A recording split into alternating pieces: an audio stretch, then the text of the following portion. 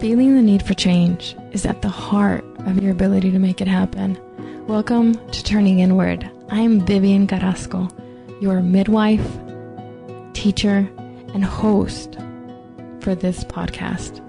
Together, you and I are going to navigate the interior life, and we're going to do that by unearthing our personal truths, our own insight, and our inner knowing. These are weekly teachings that are brought to you by hard-nosed scientific evidence focused on spiritual direction with integrity and self-awareness. In 2 words, this is your inner work. Christi. Vivian. I am excited to play with you. Feels good. It does. We're here to talk about your book, Sabbatical From Yes. But before we go into the book, you and I met, is it a few years now? I think it was last year in Dallas. Time flies. Yes. Time seems flies. Much longer. Yes. So I have absolutely adored being connected to you, and I am excited about introducing you to the listeners from Turning Inward, because the message, when I was up last night late reading your delightful story, seems to resonate and align so very much with what I believe and how I try to live my life. So tell me, what was the tipping point for you to bring this to life in written form? I think the tipping point for me was, I have this adventurous soul, and so I love doing things that scare me. I both love them and hate doing things that are scary to me. And this was like the next thing. I was very reluctant to share part of my story and just kind of how things came to be.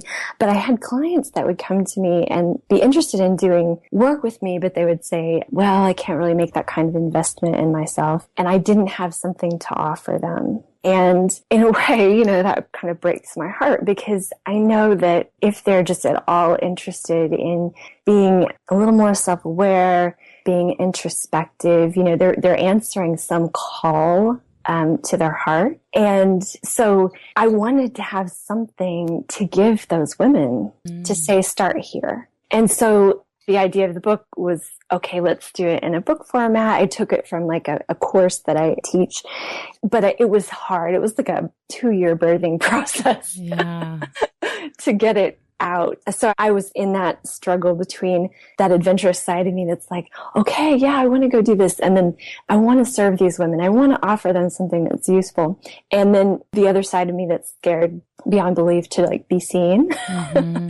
And to just be, out there in the world. So I would say that was kind of like the pressure that the initial book was kind of born within or conceived within. That's delightful. And what that brings up for me is, I love the way that you framed that. Very often, we all have a legacy. We all have a message and, a march that we're going. It's distinctly unique and different for each of us. But I think that what's common in all of us is that when we sort of keep ourselves in me, how does this feel for me? It doesn't allow us to move forward. So what I hear you saying that you did is you focused on what you could offer these women, and my heart literally jumped. That just felt so true. So thank you for going through the birthing pains to bring Sabbatical From Yes to life. Thank you for saying it like that. That just seems, and for asking it that way, the questions you ask. I've listened to a few interviews you've done, and I just love the way you've asked questions. You kind of get to the heart of things. Oh, thank you. Well, getting to the heart of things. And I absolutely was so looking forward to playing with you, because that idea of heart and being heart to heart and face to face is so important. And so this draws you into more intimacy and into more connection with the women that you serve. So tell us more about these 30 days and how you put yourself first, Christi. So it's interesting, going back to something you said earlier. You were commenting about, the things not being so focused on me, being drawn out in service. But what I've discovered for myself, at least, and for the clients I work with, is it is helpful to do a little bit more of that me, because the woman that I interact with she is a super generous soul. She's here to serve. She has a huge heart. She just here and ready to make things happen, sensitive soul. And there are things that are like heart's callings, nudges that she's kind of set aside and just not now, to focus on everyone else, to be externally focused in service mode. And so with this book, it's like we take a trip inward to the me, but not the me that's like egoic. It's the me that's like the heart of your soul. It's the depths inward calling, and actually make space for 30 days to really take that voice, to really take that process of being inward, to really show love, care, respect, and honor for herself in all facets, and really kind of retrain her focus so that after the 30 days, she's going back out into the world with a more balanced view that includes more of her, like much more of her. She's taking up more space, more fully who she is, because she's given herself a larger part of her pie of life. We dole out so much of ourselves to everyone else and tend to leave ourselves for the last. And sometimes there may not be slices left. We may be without energy at the end of the day. So this is more a way of rebalancing that so that she can go out into the world more fully herself. And that benefits, that's not a selfish thing. It benefits her. It benefits everybody that she interacts with. It benefits humanity because that higher degree, that deeper degree, higher and deeper, really broad spectrum of honor, respect, love, and compassion that she finds for herself can then be extended as she looks out onto the world. And so it affects, I'm getting emotional saying this, it affects every interaction. That's kind of like the gist of it from my perspective. Well, and a rising tide raises all boats. And what I hear you saying is, and you brought up this theme that runs through everything, I think, and that's this idea that in the beginning that we think this is selfish. And it's so far from that. Literally dumbfounded here. You have me at a loss for words because I just walked out of my meditation room and the meditation was, what do you want? And that's what I hear you saying. When we can identify the inner need, the essential need, what's missing, then we're no longer sort of grabbing for something on the outside to fill that. I'll just be very honest here. I am going into 25 years of a marriage with my beloved, and the poor guy. I have really run him through the ringer because I know that all he wants is for me to be happy. But if I don't know what I need to be happy, he can't give me that. Does that? And that's what I hear you saying. Yeah, absolutely. Absolutely. And it's not a job that can be outsourced. Right? You cannot outsource self-care, self-love, self-respect. It's an inward job. And it's so lovely. I was just blessed with the opportunity to see you interact in Dallas. And you are the most loving couple. You seem giddy with each other, even after 25 years, which I find amazing. And it's just beautiful that you bring that up, that he wants you to be happy. He wants to give that to you. He wants to see you have what it is you want. And your job is just to get clear on that. Exactly. And that's like breaking this rubber band. Like, it just pops. And then once you stop and you turn in, then everything just becomes easier. And it doesn't become selfish because then you understand that what serves you serves everyone. Exactly. It's in alignment. And trying to do it the other way is like putting the cart before the horse. It's like you get kinks. Like if it was like compared to a spine, like you trying to twist and adjust to what everybody else wants is like really taking things out of alignment. It takes a lot of energy and it really doesn't serve anyone. But when you line back up with who you are, with what it is you want, with what your soul is calling for you at that moment, and it changes, right? We're women. We know that. It just lines it up and it allows things to flow and it becomes effortless. I mean, not that there's not ups and downs and things to move through, but you get to craft you're able to get clear on what you want. It's kind of like being a plant. Like you wouldn't put a cactus, a cactus wouldn't really thrive in a rainforest. So what kind of plant are you? You know, what is it that you're wanting? You know, are you wanting more sunshine? Are you wanting more moisture? Are you wanting less moisture? This book in the process is helping you start that path of noticing what your preferences are. And then you get to craft and make your choices based on what is nurturing for you, what is nourishing for you. Mm-hmm. And there's nothing wrong with that. You're right as a human being. Exactly. To love and nurture and care for yourself. In fact, that's our first responsibility. And when we have that handled, then everything else, so much opens up. So many more possibilities. When you use the idea of the plants and knowing what you need, plants naturally, you know, by nature turn towards their sun. So if you look at it that way, it's within our nature to turn towards what we need. And when we don't, we're going against, like you said, the grain, against our spine, against our alignment. Yeah. And unfortunately, you know, in our country and the kind of the culture that we live in, we're kind of raised with certain expectations and that nature, that natural part of us to kind of lean toward those things that we want, or even to express who we really are. Sometimes we're too much for the people as we're young to handle being around. Sometimes there are aspects of who we are that are our nature that aren't really accepted and valued and respected from the people in our environment. And we're asked to kind of cover those parts up. And so as we grow and mature and we become women, you know, some of us have covered up so much of ourselves that we don't even really know what is our true nature. Those callings are still inside us, those leaning toward the sunlight or, you know, wanting more moisture.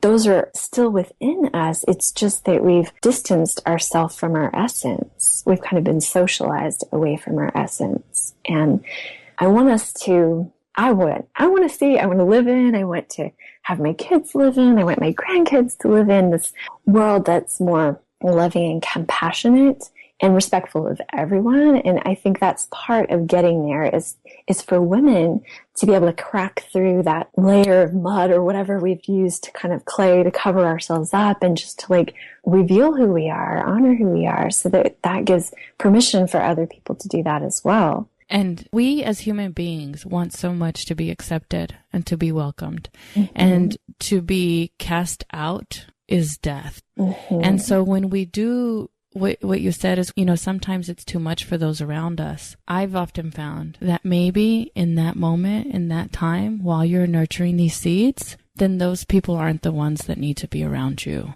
Absolutely. So how would you invite someone, or how would you invite them to sort of bring, you know, create those around them that will support that too much? The first thing that I would say is, even if you just have one friend, notice who is noticing you. Notice who is noticing not maybe the things that you've done to be in a social environment, but things that are important to you that they notice. You're wanting to surround yourself with people who can actually listen more deeply than the surface. That level of someone noticing something that other people don't about you is a good place to start. So if you have friends who notice when you're having a bad day, maybe notice, I would say pull those friends closer and just start opening up a little more to them. And I hesitate when you ask this question because it was such a hard thing for me. And I can tell you that once I started down this path, then people did show up. There weren't tons of people at first. I have tons of acquaintances, Facebook friends, you know, people I admire and I really love hanging out with. Today, I have a very small group of women that I meet with weekly. We call it our book study. Mm-hmm.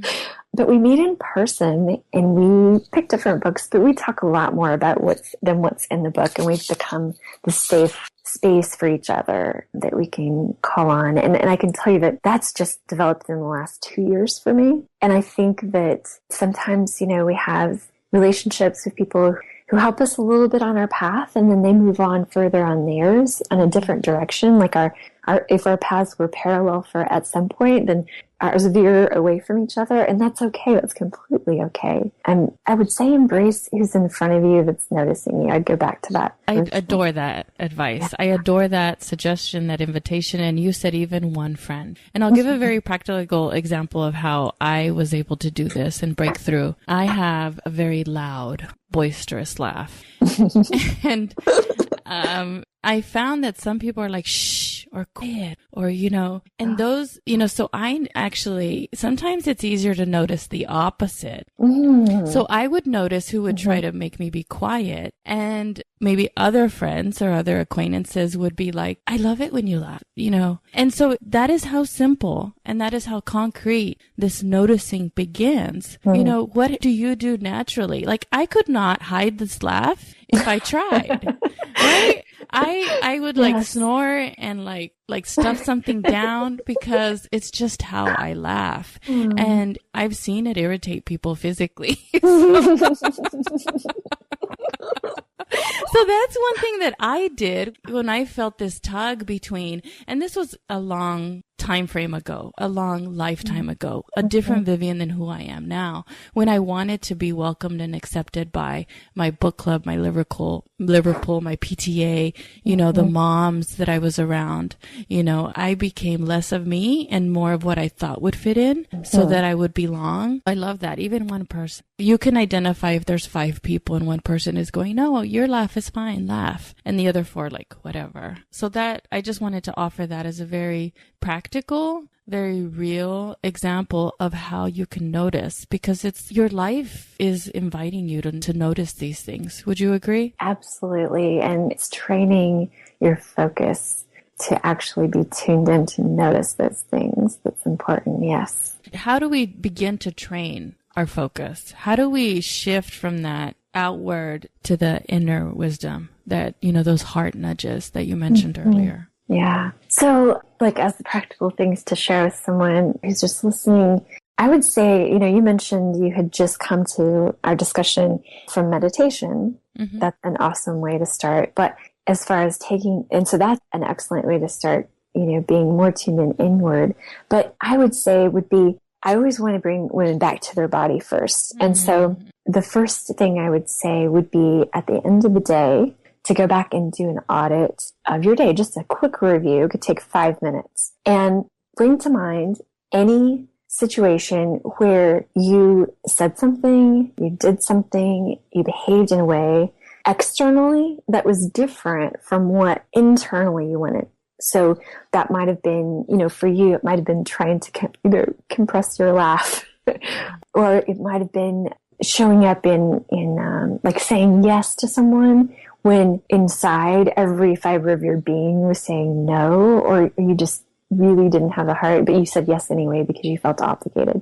Those situations where there's a disconnect between what is honest and true on the inside, but what's happening on the outside, go back and revisit any moments like that might have shown up for you. And when you do that, just review that, get back into the feeling of that moment when it happened, and ask yourself, where is this showing up in my body? What am I feeling in my body? And so most often you'll feel a sense of compression in your body. And for everybody, it's just a little bit different. Like for me, when I'm disconnected, I have feelings on the top of my shoulders and I have feelings in my gut. It feels like I'm being compressed when I go out of integrity. And when I'm in integrity, I have truth tingles. And then my thighs they don't vibrate, but they feel close to vibrating when it's really truthful. For me, when it's like a yes. And it took sitting with it and reviewing it in hindsight. We talk about hindsight being 20/20, to really start noticing it. And then once you've noticed it in hindsight, then you're more in tune with it as it's happening in real time. And then once it's happening in real time, your body signals, that those inner knowings are informing you as you're responding, doing those things that you're wanting to do. It's kind of like a process of alignment. Yes. And I'm not even sure if I answered your question. You so absolutely did. We all think we're so smart, right? But the intellect is a poor substitute for the wisdom. of the body is what I hear you saying. And I'm not sure what the actual numbers are, but it's ridiculous. It's like your intellect, your brain can identify data points of like 4 million and your body is like 140 million. So it's exponentially smarter. Absolutely. I can give you an example of this happening. I was at this point when I was just starting to learn this, just starting to get back in touch with who I am and what I want and create a life that I wanted. And I had found this house. I was looking for a house to lease, and I wanted to be right across the street from my children's elementary school. I was a single mom of 3 kids and just needed to simplify, needed life to be simple. And so I found this house to lease. And so everything about it seemed amazing, perfect. It was right across the street from the elementary school. I mean, literally, like, you'd look and there was the playground. And I got my checkbook out to write out the deposit so I could hold it because I knew it wasn't going to be available much longer. And I started getting nauseous. And like, I felt sick. I felt immediately like I had a fever. And as I'm trying to write, like my logic, I'm like saying, this is the right thing to do. I've got to put the deposit down for this house because if not, somebody else is going to get it. And this is really what we want. And it took everything for me to force my body with my logic to write the words on the check. I mean, it was just the most bizarre experience. And so, and a couple of times, I thought, well, maybe I should wait. But I was like, no, I've got to do this now. So I write the check. I leave. Later that evening, I was asked by a friend who had just learned they were being deployed if I would house sit for free for like the next 6 months, which would have, so I immediately, right, I'm calling back. And I had signed the lease. I had signed it, and my entire deposit, I lost it.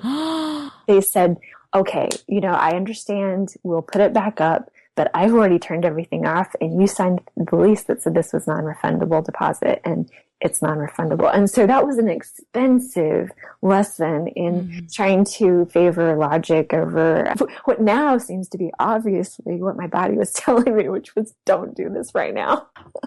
So that gave me chills. Yeah, it was so visceral. It was so crazy. And that actually brings up a really good point. And what I hear is, I don't know what to do. What do I do? And when you don't know, I think I would say don't do.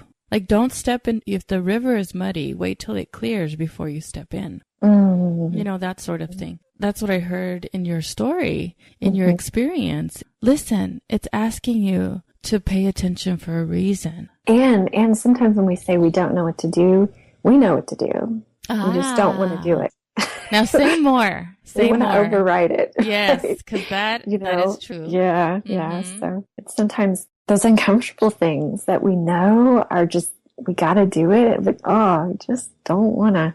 We don't want to go there because there's so many implications of maybe a choice or a conversation. And what's interesting is that rather than resisting, like when you go forward into those moments, those conversations that make your hands sweat and your heart beat fast, you come out the other side, or even the acts. Maybe it doesn't involve another person. Maybe it's something you have to do. It feels like turbulence. Like, if you can think of it as breaking the sound barrier. So, there's like all this turbulence, but like when you break through, it's like, oh, wow, you're on the other side. Okay, you made it through. You did do the right thing. The thing that you know is the thing that is yours to do. And now you can breathe easy. And now you can see all sorts of other possibilities that didn't exist on the other side of that. Yes.